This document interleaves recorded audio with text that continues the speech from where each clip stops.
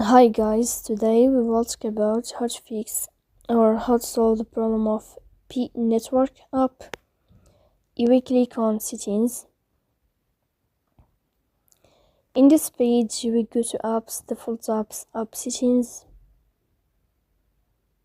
In this list you will go down until you find this window of P network app. Then you will click on first stop and you will click OK. Here you will enter to the window of storage. Then you will click on clear cache.